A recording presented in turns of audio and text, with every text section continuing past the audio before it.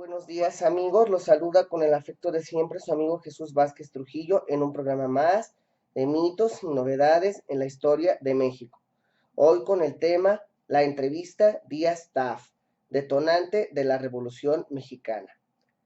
Como sabemos, el general Porfirio Díaz asumió la presidencia de la República por primera vez el 26 de noviembre de 1876, 6 días después de haber derrocado al presidente Sebastián Lerdo de Tejada por medio de la rebelión de Tuxtepec.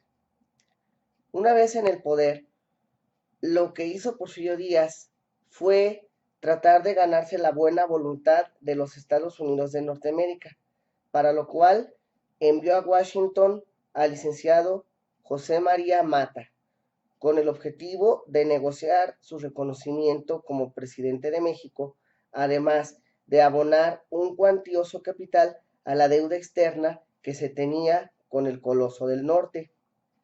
Desafortunadamente, las gestiones de Mata no fueron bien recibidas por el presidente Rutherford B. Hayes, quien consideraba a Díaz un aventurero, un filibustero y un oportunista, por lo cual no se otorgó ni el reconocimiento diplomático ni se aceptó un solo peso de abono a la deuda extranjera. Sin embargo, José María Mata no cejó en sus intentos y se comunicó con Matías Romero, quien aconsejó que la mejor manera de ganarse la buena voluntad de los Estados Unidos era permitirle a los empresarios estadounidenses que invirtieran sus capitales en México, pues era una manera de hacer crecer a la economía que estaba muy dañada después de tantas guerras intestinas y mutilaciones territoriales. Pues recordemos que México no había tenido paz desde la Guerra de Independencia. Finalmente, empiezan a hacerse las negociaciones para que los empresarios lleguen a México. Sin embargo, el embajador de Estados Unidos en nuestro país, Mr. John W. Foster, realizó una serie de intrigas para evitar que los empresarios invirtieran en México, alegando la inseguridad que había en nuestro país y tanto en el territorio nacional como en las fronteras. Ante esto, Matías Romero habló seriamente con Foster, consiguiendo que sus amenazas no intimidaran a los empresarios, quienes afortunadamente vinieron a invertir a México. En el porfiriato, el país vivió una economía muy boyante, que en gran medida se debió a la inversión extranjera. Todo marchó bien por espacio de 33 años. Sin embargo, en 1909, el nuevo presidente de los Estados Unidos, Mr. William Howard Taft, decidió hablar con su homólogo mexicano para tratar asuntos de interés para ambas naciones, aunque bien sabemos que la entrevista de Taft, más que una entrevista, pareció un pliego petitorio en favor de los Estados Unidos de Norteamérica. La entrevista se llevó a cabo el día 16 de octubre de 1909 en las ciudades de El Paso y Juárez. Allí, Taft habló con Porfirio Díaz sobre asuntos como el fallo favorable que un juez canadiense le había dado a México sobre el litigio del chamizal que se sostenía desde 1867. Le pidió que no le diera asilo político al derrocado presidente nicaragüense José Santos Zelaya, que México dejara de construir el canal de Tehuantepec, porque le sea competencia al canal de Panamá, que México dejara de acuñar su moneda en plata porque eso iba a devaluar al dólar, que México se abasteciera de armamento en los Estados Unidos y no en Alemania. Le pidió a México el trato de nación más favorecida en cuestión de comercio para los Estados Unidos, a lo cual Porfirio Díaz se niega rotundamente. Esto, a pesar de que en apariencia la entrevista resultó todo un éxito, pues se sabe que el presidente Taft salió sumamente molesto de ahí por no haber conseguido nada y sobre todo porque nunca se había visto que un presidente de Estados Unidos, de México, le saliera respondón al presidente estadounidense. Pero Porfirio Díaz, si algo tenía, era que defendía la soberanía nacional, que ahora sí que quería salvaguardar y rescatar y hacer que se respetara la dignidad de México. Entonces, por esa razón, él es el único que no se ha dejado mangonear por los Estados Unidos.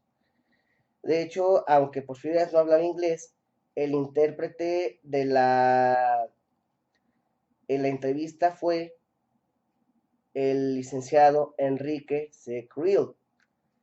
De hecho, cuando ya Taft se levanta, Porfirio Díaz Ortega, hijo de don Porfirio, que estaba allí presente, le dice al armado: Padre, miren, no podemos dejar que el presidente Taft se vaya así como así. Tenemos que hacer algo. A lo que Porfirio Díaz contesta también, sumamente molesto: Mira, Porfirio, por mí que el presidente Taft se vaya a la chingada.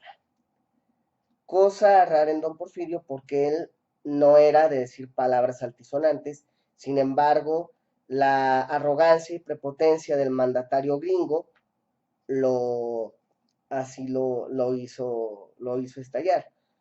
De hecho, hay que decir que Porfirio Díaz detestaba a los Estados Unidos. Es por eso que él pues impone o establece el panamericanismo, reflejado en que varias calles de la Ciudad de México tienen nombres de los próceres de las independencias de Centro y Sudamérica, como Simón Bolívar, José de San Martín, etcétera. Entonces, esa entrevista o el fracaso de esa entrevista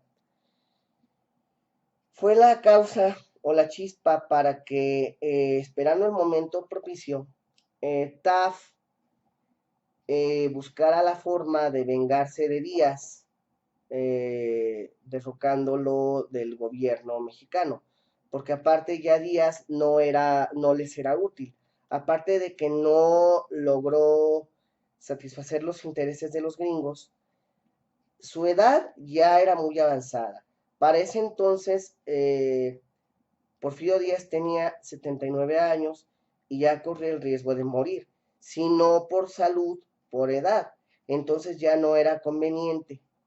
Se había manejado mucho la figura del general Bernardo Reyes para sustituirlo, pero se aprovechó que un año después el señor Francisco I. Madero, un rico hacendado de Coahuila, aprovechando la reelección de Porfirio Díaz y el hecho de que había prometido en la entrevista a Díaz Krillman que no iba a reelegirse,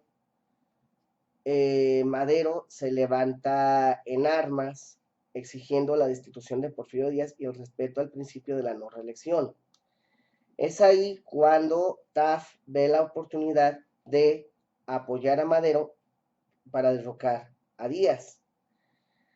Madero empieza su campaña en Monterrey, Nuevo León, que es donde Porfirio Díaz manda que lo aprendan, lo encierran, después lo mandan a un exilio a San Luis Potosí, acusándolo de robo mientras él ganaba las elecciones.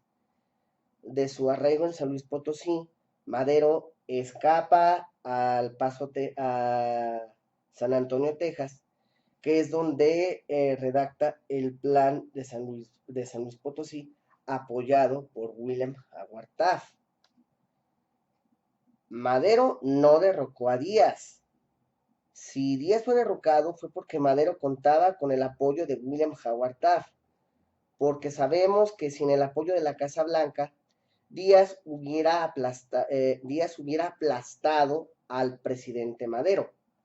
De hecho, él mismo lo dice en una de sus, digamos que en su excusa, en su disculpa, lo dice: Yo tenía armas y dinero. Pude haberlos usado para aplastar la revolución. Sin embargo, no, ese dinero era del pueblo y no quise usarlo para contrariar su voluntad. De hecho, cuando Porfirio Díaz renuncia, él establece que si lo hace es porque ya no quiere seguir derramando más sangre de nacionales y que no quiere exponer la política mexicana a un conflicto internacional. Tenemos que leer entre líneas a qué se refería Díaz cuando decía esto, que no quería exponer a México a una nueva guerra con los Estados Unidos, una nueva invasión estadounidense por alargar su permanencia en el poder. De hecho, Porfirio Díaz renunció a la presidencia el 25 de mayo de 1911. Ese mismo día se la entrega por escrito a la Cámara de Diputados, aunque se lee hasta el día siguiente. Y hay que destacar que ese día ya tropas estadounidenses estaban a lo largo y ancho del río Bravo, así como en los puertos del Pacífico y del Golfo, para presionar la renuncia de Porfirio Díaz. Digamos que la renuncia de don Porfirio fue un acto patriótico para salvaguardar o sobreguardar la integridad del territorio nacional. Bueno amigos, yo me despido, no sin antes recordarles que me pueden contactar en mi página de Facebook, Mitos y Novedades en la Historia de México, en mi correo electrónico jjvl1957@hotmail.com. Me pueden leer todos los viernes en el diario digital La Otra Plana. No se les olvide darle dedito arriba si es que les gustó el video y suscribirse a mi canal de YouTube para que les lleguen los videos que estaré subiendo cada semana. Muchas gracias y hasta la próxima.